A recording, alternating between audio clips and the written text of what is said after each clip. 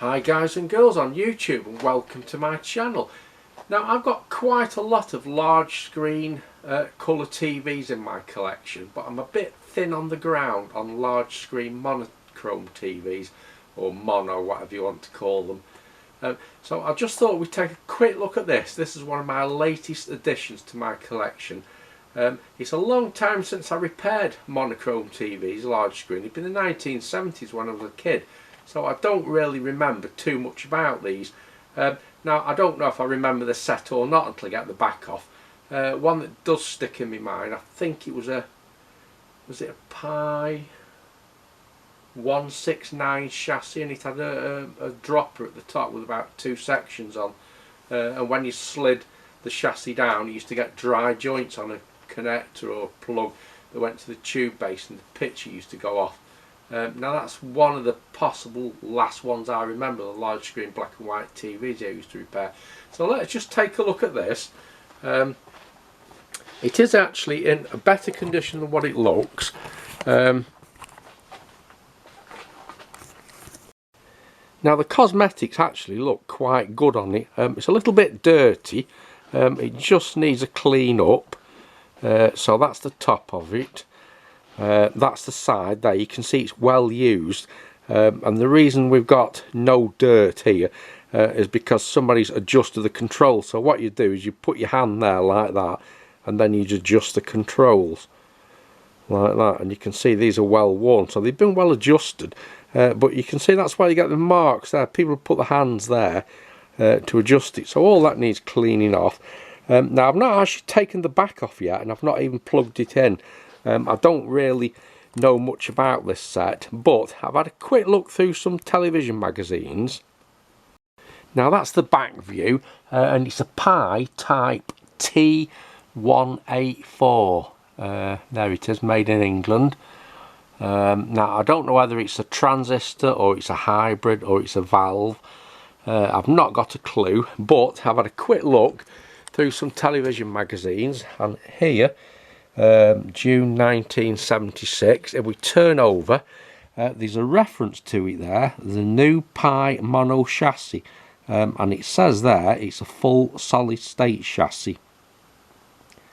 So I'll just hover over that a minute while you have a look, and then I think what we'll do, I've tried to look out the service manual for this. I might have it, I might not. I've looked through dozens and dozens of manuals, but I can't just find that exact chassis listed. But I mean, we might have one here that's something similar to it anyway, so I'm not going to worry about that for a minute. Let's just worry about getting the back off. Now it's got these strange clips here. I've no idea how they work. I'm presuming you just push a screwdriver into that slot and it will pop off. But let's see if we can get the back off first and have a look inside. Yeah, so that's it. You just push a large flat bladed screwdriver in there and just pull it back like so. And then we just got to release the two at the bottom then. Well, that's it, that's the back off, and this doesn't look like it's been touched for years and years. It's completely full of dust. Let's just have a look at the tube there. Let's give that a wipe. So it's a Mullard A61520W, but just look at the thickness of dust on there. Well, now I actually know what the chassis looks like, and I really don't remember seeing one of these now. The ones I used to look at in the 70s were valve hybrids, but now we know what the chassis looks like. We can have a look if we've got a service manual that's similar to it. Let's just take a closer look up, and then what I'm going to do is I'm going to hoover all this out first before we attempt to plug it in. So I'll give it a good hoover, and then we can perhaps have a look for the service position and have a look on the other side. But yeah, that's very nice, that. Right, well, T8 doesn't look anything like that. Right, well, the back of the chassis does look a little bit like that. So what's this? E2 chassis. I guess we won't know though until we get it out. But I might have something similar if I don't have the right one. Right, so I can see the service position now. You lift that clip and then you pull the chassis down and this will latch into a folded down position. So let's do that next. Right, I see now there's two positions. That's one, and then you pull it and then presumably, yeah, it drops flat down like that. So let's take a look inside. Just seems to be a resistor under there.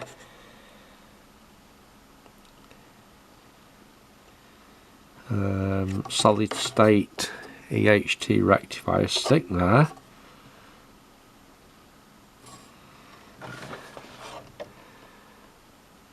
Yes, very nice that. I'm presuming that's probably the line output transistor on there. Yes, what will that be? Sound output transistor pair there. Yeah, so I think what we're going to do is give it a really good hoover out first. Yeah, it's a bit of an odd thing that, because there's a 17 watt, what is it, 36 ohm wire wound resistor under there, clamped to these two pieces of aluminium to make a heat sink. So that obviously runs very hot. I don't know why they just didn't use a bigger resistor rather than all that metal. But if we look over here, there's another thick film. This is a thick film resistor unit. It seems to consist of 3 resistors mounted on an aluminium heatsink. So I think really I'm going to have to get the a diagram for it. Perhaps have a look in my radio and TV servicing books. See what's quirky about this set. But anyway, let's give it a hoover and then we'll take another look at it. Might be able to see a bit more detail when it's all hoovered out.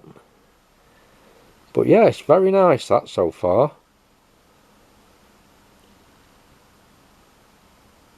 Right, so now it's all cleaned up, we can have a far better look. So I'm looking down here, I can see another pair of transistors on these heatsink, and they're next to the scan coil. So we imagine they're the frame output pair. Also down there's a 4-legged device, programmable unijunction transistor will it be? I would imagine that generates the frame ramp. There's the overwinding. Now I would imagine that's okay because it looks to be well sealed, so I don't think we're going to have any problem with that, providing that's okay. That will be flyback tuning. Towards the back, that'll be the line output transistor on there. Now I'm not sure about, there's a very small transistor there. I can't make my mind up because there's a transformer there, whether that's the line drive transformer or whether it's some sort of switching regulator. It actually looks very small, that transistor, to be a series pass. If you look down there, that whacking great resistor, that 10k, that will almost certainly generate the 33 volt for the tuner. It'll be a HT rail drop down to a Zener diode down there. There's an IC there, TBA 720AQ. I'm presuming that's either power supply or line oscillator. Now the IC down here, the TBA 750BQ, that's a sound intercarrier. I'm actually familiar with that IC. But there's one here I've never even heard of. TDA 26808. I've never heard of that. I don't know what it is. I would imagine because it's near these cans and the tuner, it's probably the video IF stages. but I've still not got a clue what that thick film's for, or why there's a whacking great big resistor there mounted on the heatsink. But this is in remarkably good condition. If you look there, this slight darkening of the board, so that indicates that's got hot. This set has had a fair bit of use in its life. It'd be interesting to see what the tube's like. Let's just lift the chassis up and look at the back. Now let's take another look at the back. I've had a good look round. I don't really, that's the frame output, that'd be the vertical hold control. I don't really see any dry joints on any of this. And also, let's just have a look down here. Yeah, there. It says plus 210, so that gives us a clue that the HT rail on this is probably 210 volt. That's the main reservoir capacity there. But all in all is in absolutely perfect condition. The only thing I could see is evidence of one single repair on this board, one bit that's not factory, and it's there. It's a diode and it's marked 631, and it seems to come off the line output transformer, so I presume that's generating one of the LT rails. But that's the only evidence here of any new soldering. In fact, let's just take a look at the back of that. Yeah, and there it is. That's definitely not factory fitted, because it's not even sitting on the board properly. It looks like a BY298, 299, generating an LT rail, I would imagine. So I think the next thing to do is just warm it up a bit with a hairdryer, because we don't know how long this has been standing. And then I guess we'll just go for the plug-in and see what happens. I mean, what's the worst that could happen with this? I've been very careful hoovering not to suck any of the labels off. And if we look down there, there's another label on there. Made in England, you don't see that anymore.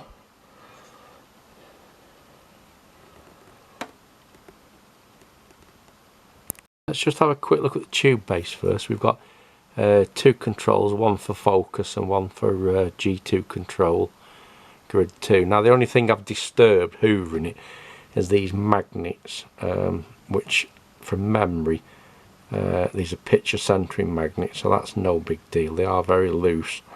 I think at one time I used to adjust it and then put a blob of paint or something on to stop it moving, but that's the only thing I can see I managed to disturb so far. I think though, before we plug it in, or get around to plugging it in, yeah, they all seem to work. I'd be a lot happier if it was a bit cleaner before I actually plug it in. So I'm going to clean this dirt off. I mean, it's not, doesn't look too good. I'm sure I'd feel a lot better if it was nice and clean first. So actually I've just had another look at this thing in television first, and it says here the HT rail is stabilised by a series regulator, not a chopper regulator, so that might explain that massive great big wire wound resistor clamped to a heatsink. I wouldn't be surprised if that is in parallel with the series regulator transistor, but I might have a diagram for this at home in my radio and TV servicing books. I'll have to have a look when I go back tonight. But anyway, that's the mystery solved. It's a linear series pass regulator, and it says there the emitter of the line output transistor supplies a lot of the HT rails. So let's get all this cleaned up first.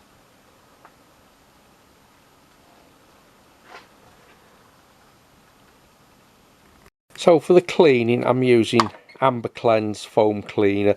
I'll start with a dirty cloth and I'll finish with a clean one. So you just give it a shake, spray it on.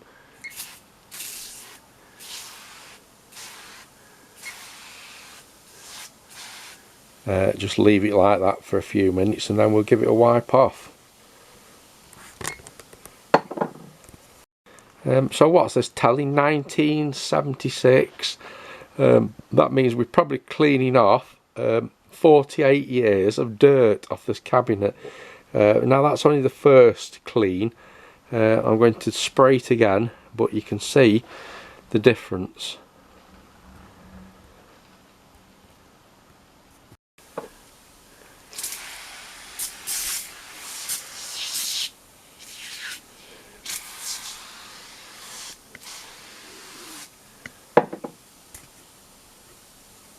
Right, so this is the difference, look. See how it's just wiping that thick layer of dirt off.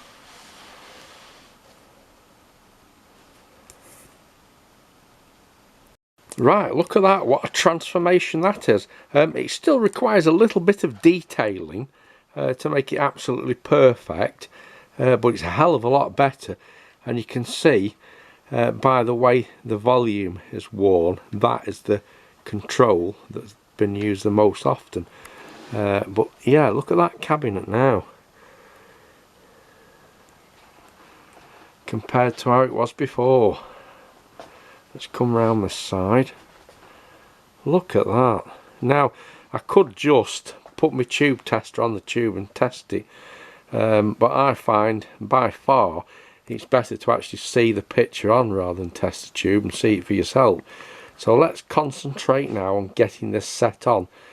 So the first thing I'm going to do is, when I'm warming it up with a hairdryer, I'm going to reform the mains reservoir capacitor, and then I think we'll just go for the switch on, I think. But yeah, doesn't that make you feel a lot better now, looking how it is now compared to how it was before? Right, so there's two sections on the main reservoir capacitor, a 220 mic and a 47. So I've got it connected up to my reformer. Just turn it on. And right, I'll just leave that for a while and come back to it in a bit then. Or come back to it in quite a while. Right, so I've got the hairdryer in now, give it a bit of heat so there's no big surges when we turn it on. Right, I've just switched to a bigger heater actually to warm it up, because the little mini hairdryer is not very good.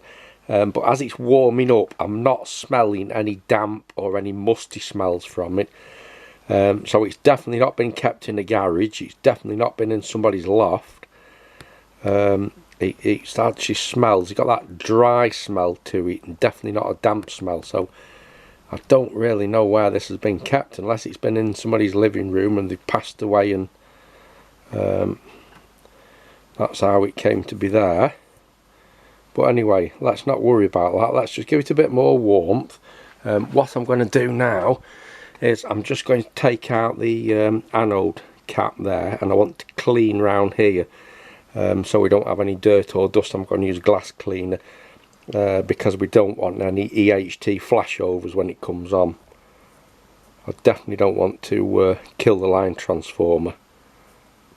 Right, so capacitor's reformed, we're all warmed up. I've cleaned the anode cavity. I've also cleaned the top cap for the EHT rectifier and the single EHT stick there. I've given the line transformer a little bit of a clean. Let's just have a look, check the mains voltage, what we've got here. 243, 244 volts, which is a little bit low for today. Usually get about 247 here on the industrial estate. So given that it says under there the HT rail is, what do we say, oh there, 210 volts, I'm going to soft start it from a variac set to 80% of mains, so that should give us around about 200 volts for starting. Right, so there we go, we connected up, variac set to 80%. I think what I'll do now is I'll just get a skybox running first, just in case this does come on, and then we're ready to tune it in. But yeah, another 5 minutes or so we'll be switching this on. Just check where we go. Yeah, that's in the off position.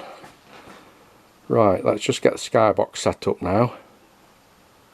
Right, so here we go. This is the Pye T184 fitted with a 176 chassis, 24-inch monochrome TV, all solid state, no valves. We're connected to 80% of the mains. The benches are running on isolation transformers. We've got the emergency stop there in case anything happens. It's connected to the skybox. It's only on the home page. Let's just switch on and see what happens. So make sure that's off first, turn it on there, and if it does come on, I've got the camera on a little tripod. If it comes on, what I'm going to do is I'm going to put the camera down and then we can tune it in. So I've got two hands free then. Here we go, 3, 2, 1. Yeah, that sounds good.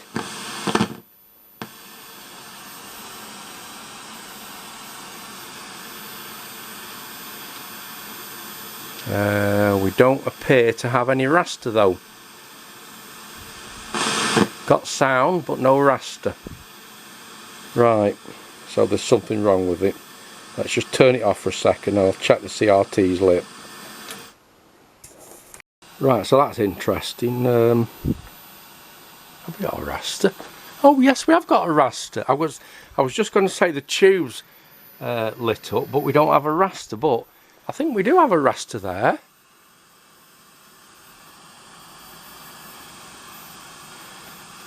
Oh, tube doesn't look too good though. Right.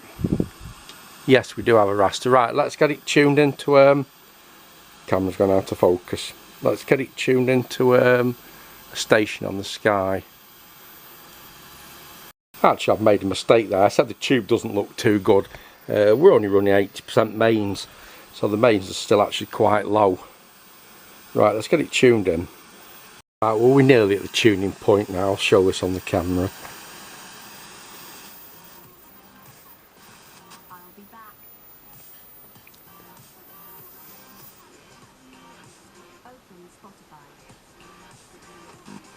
Yeah, some sort of a picture. I think what we're going to have to do is we're going to have to turn the mains back up now to the correct value. Yeah, picture's coming on slowly. Very dull at the moment. A lot duller than what it looks on the camera actually. This answer goes marching on. Your time starts now. Yeah, well that's your answer. The 210 volt HT rail, because we're running a low mains in, we've only got a rail of 175. So what I'm going to do is I'm going to turn the variac up till we get the correct 210 volt HT rail on there, and we'll have a look what it's like then.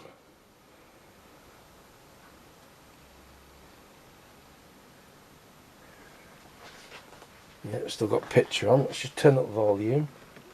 You're not out of it yet, Mark, and let's say you've got a bit of work. Turn up the volume so I can hear it. Still be in that battle round, okay? So keep your fingers near your buzzer. Cherie and Rachel, here comes your first 5 left. So right, there's probably something wrong with it because we've got full mains going in. In fact, we've got what did I say, 242 going in, and we've only got a HT rail of 190, so we're 20 volts down on the HT rail. Now I wonder if that means the series regulator's not working, and this resistor here is actually stone cold, and you wouldn't mount it on a massive great big heat sink if it was meant to run cold. So we do have a problem with this, but as you can see the picture's slowly coming up. Brain, B-R-A-I-N. Brain, B-R-A-I-N, yes, well done. It definitely looks very tubey, very soft, but that could be because we've got 20 volts too less yet on the HT rail. So I haven't got, I've not managed to find a service manual. I might have to have a look at home tonight and come back to it tomorrow. So rather than wait till I get home and look for a diagram, curiosity's got the better of me. I'm just going to have a probe around with a meter and see what I can see. See if I can work out how it works without a diagram. So let's check this big resistor here first. And there we've got 141 volts on one end, 141 on the other, so that's doing nothing. Now there's this other thick film thing here.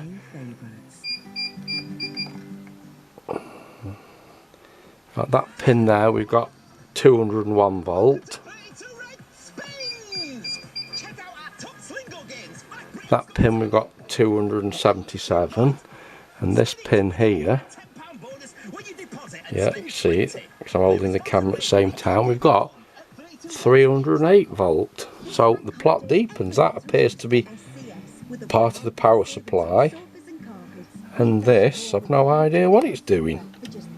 Well, it's not doing anything, is it? So I think what we need to do now, assuming that's the series pass regulator, there, we just need to take a reading off that, but I'm going to have to put the camera down because I don't want to slip with my hand in here holding the camera at the same time. Right, so on that transistor there, we got 270 volts on the red wire and about 201 volt on the brown and the yellow, which one will be the base, one will be the emitter, I presume. So I still don't know how this works, but if it's right what it says about the HT rail, we're still running low. Actually, one thing I've noticed, I've had to turn it off quick, obviously nothing to do with the fault whatsoever, but I've noticed there's a blob of solder and it seems to be stuck. Let's zoom the camera in between the pins of the intercarrier IC.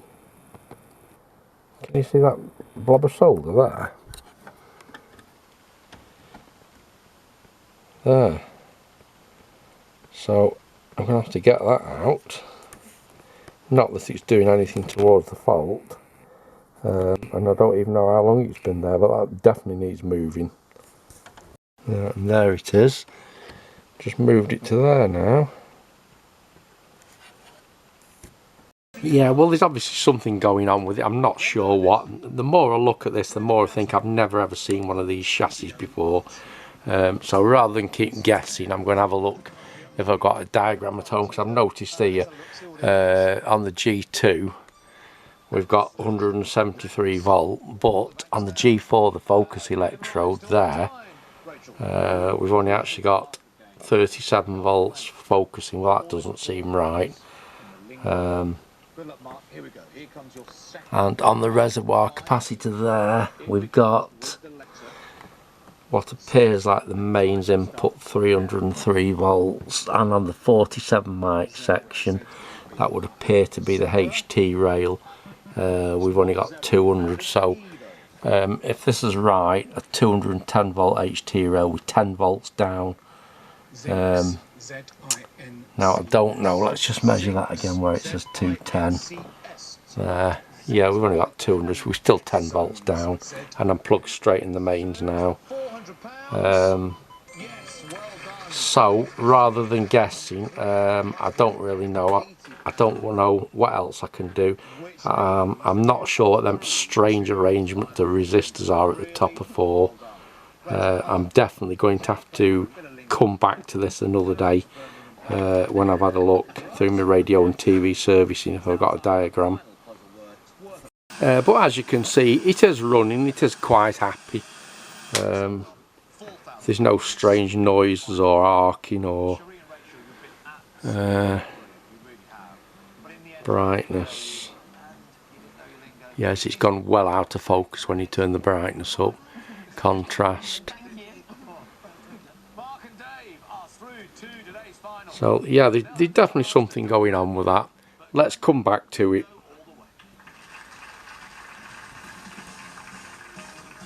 Right, well, I've just been watching this set for about 5 minutes, and there's a curious crackling started coming out of the back, so I switched it off quick.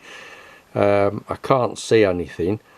I switched it on again, the picture comes on fine, but now I've noticed there's a wet patch.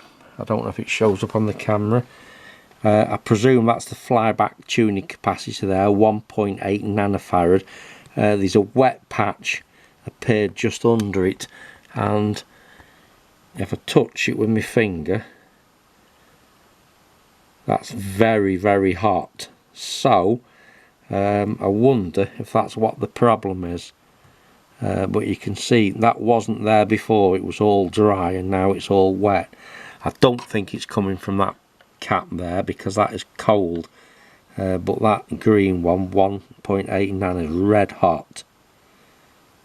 So let's just take that out and have a look. Yeah, well, that there is the source of the wet patch. Although the set was working fine, the end of it there has burst open, and it's still quite hot. I'll have to see if I've got any of them. Might have. Right, so the capacitor's not leaky. The value is 1.8 nanofarad. It measures not too far off what it should do, so I don't really know what's going on with that, but definitely the end's burst open and there's something leaking out of it. So let's just look for another one first. 1.8 and 1500 volts. Right, so I've got some of these green caps somewhere. I really need to get tidied up in here, but I do actually know where they are. And that's one box. Yeah, that's your flyback tuning capacitors, and somewhere over here in the window we've got some more, so let's just have a look for the right one. I'll just take these in the other room, look for the right one. Well, would you believe it? Exactly the right one there. In fact, it's just the same one that came out the telly. The exact part. Right, let's get that fitted in then. Although I'm not expecting it to be any different. Well, the only difference with the brand new one, 1.8, it's actually reading 2.09. Let's just put it in. It's probably within its 5% tolerance anyway.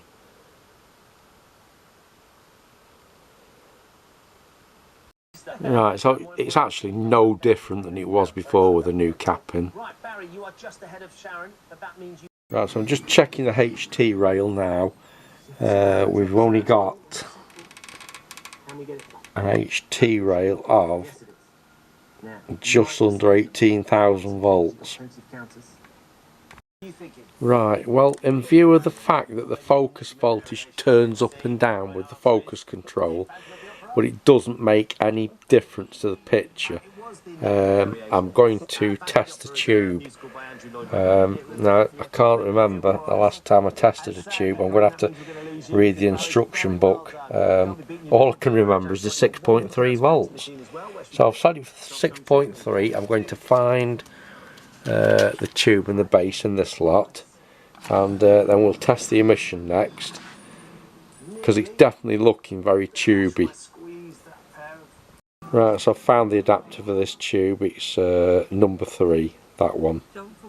Right, so according to this, we've got the very slightest of heater cathode leakages. So small you'll hardly see, but if I turn it there to heater cathode leak,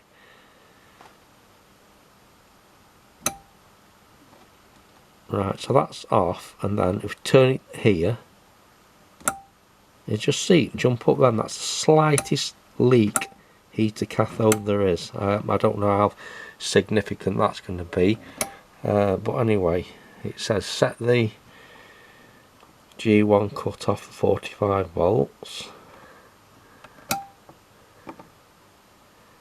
Just set that there, and then we should read what's the next one? Read emission.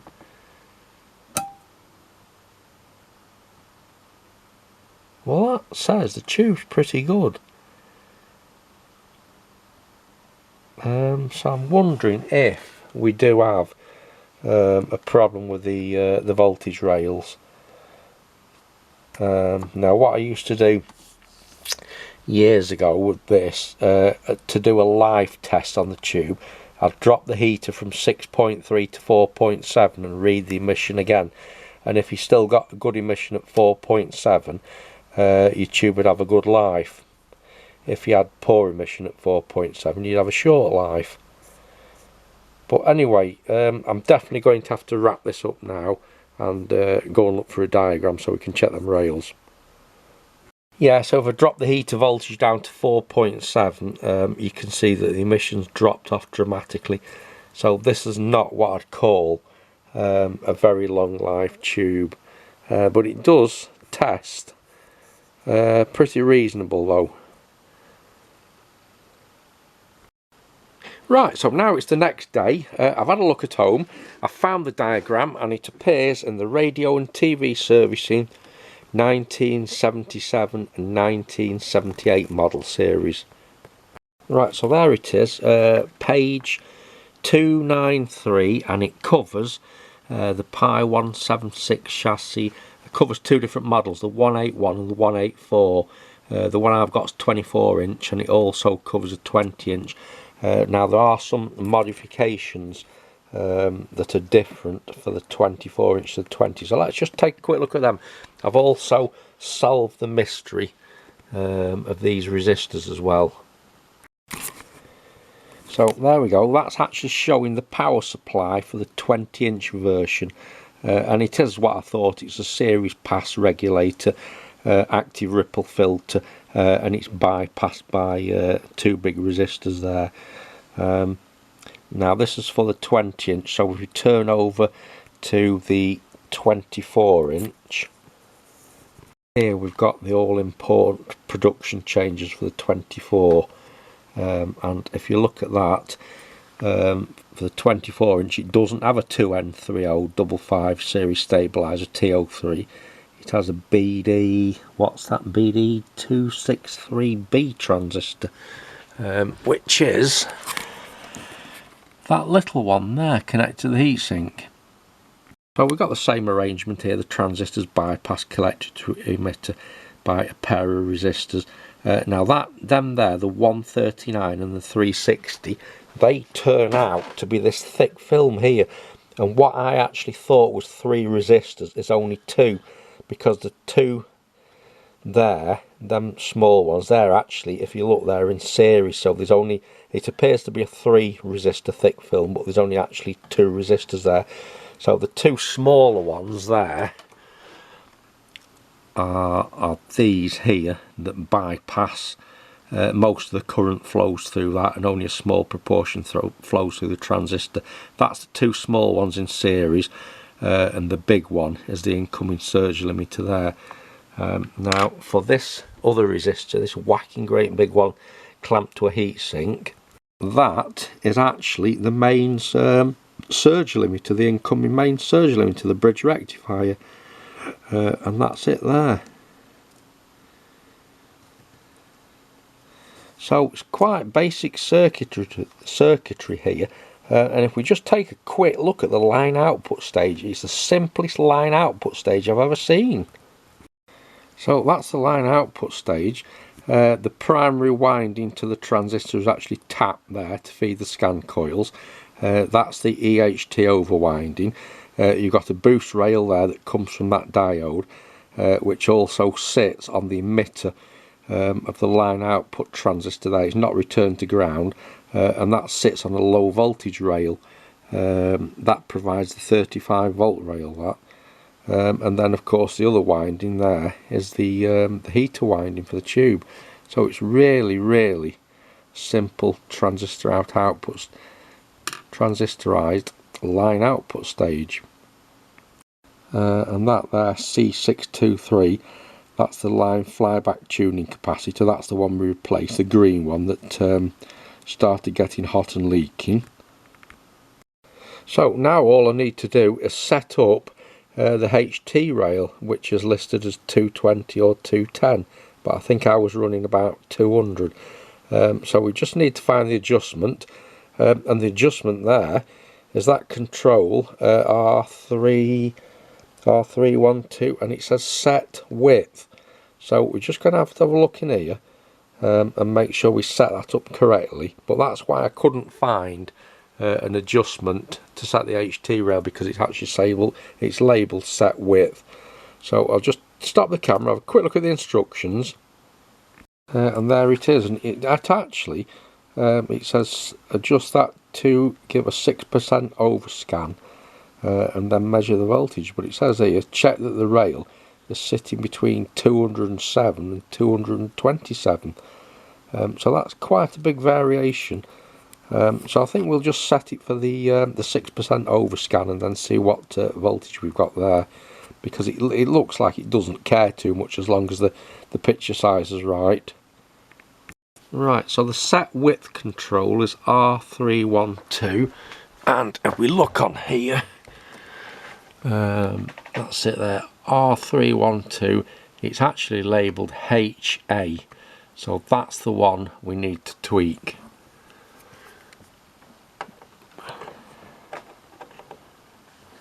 Like so.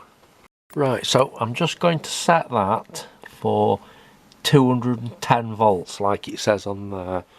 You can see it in the mirror there in the skybox, so let's just have a look.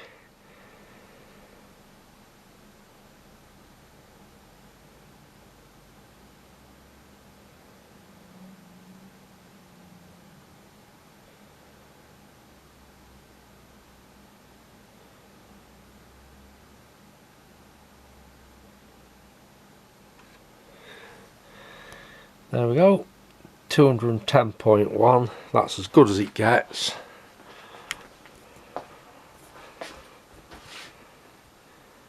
Yeah, and that's looking pretty good now actually. Now, although that's good, the focusing isn't pin sharp if you look at that, and the fact that it sharpens up when we turn the beam current down, turn the contrast down, reduce the beam current, it sharpens up. Now that tells me it's probably a fault of the tube.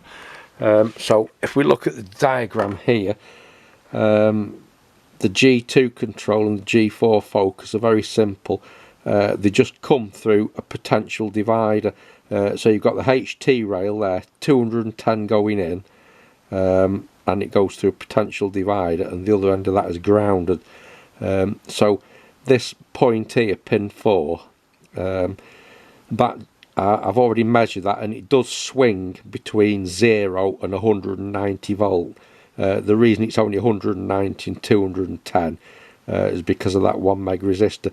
But this will swing between 0 to 190, and it makes no difference whatsoever to the picture. So right, I'm just in the focus control now. Let's look at the picture in the mirror while I adjust the control. That's one end, and that's the other end.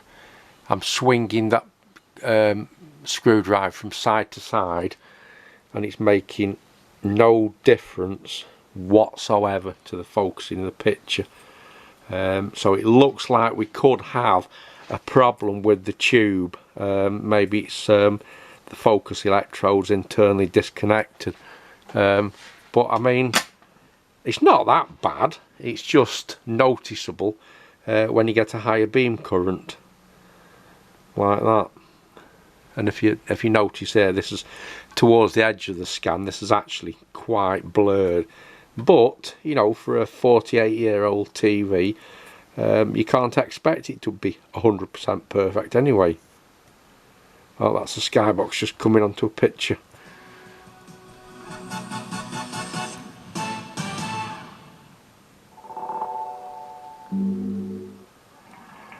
MeccaBingo.com, proud sponsors of Loose Women.